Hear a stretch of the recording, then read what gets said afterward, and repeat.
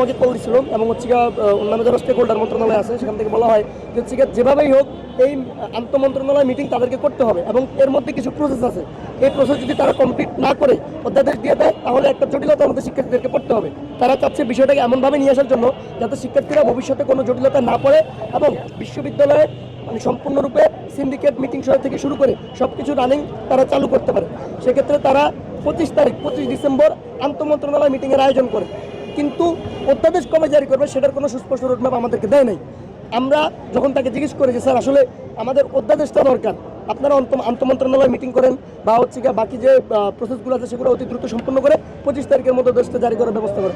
But আমাদেরকে বলা হয় আসলে আন্তঃমন্ত্রণালয় মিটিংটা তারা 25 তারিখ ছাড়া করার কোনো স্কোপ নাই।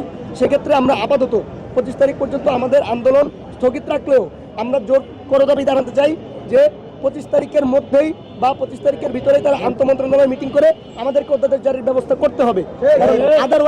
আদারওয়াইজ এই বিশ্ববিদ্যালয় আন্দোলন বিশ্ববিদ্যালয় না হলে আমরা নিজের জীবন শেষ হয়ে যাচ্ছে এবং আমাদের একাডেমিক লাইফ হুমকির মুখে পড়তেছে। আর 24-25 সেশন ঢাকা সেন্ট্রাল ইউনিভার্সিটিতে 11,000 শিক্ষার্থী ভর্তি হয়েছে, অর্থাৎ রাষ্ট্র যাদেরকে ভর্তি নিয়েছে তাদেরকে ক্লাসে ফেরানোর ক্ষেত্রে শিক্ষা উপদেষ্টা বদ্ধপরিকর এবং তিনি বলেছেন যে আমার শেষ নিঃশ্বাস থাকা পর্যন্ত, এভাবে বলেছেন, আমার শেষ নিঃশ্বাস থাকা পর্যন্ত এদেরকে ক্লাসে না ঢুকে আমি ছাড়বো না। যেভাবেই হোক এদেরকে জানুয়ারির 1 তারিখ আমি এদের ক্লাসে ঢুকাবই এবং এদের একাডেমিক কার্যক্রম শুরু করব এবং বিশ্ববিদ্যালয় হবে এটা নিশ্চিত। তবে আমাদেরকে কিছু প্রসিডিউর মেনটেন করতে হবে। এই প্রসিডিউর যদি মেনটেন না করি তাহলে অ্যাকচুয়ালি অধ্যাদেশ জারি করে দিলে তোমরা বিপদে পড়বে।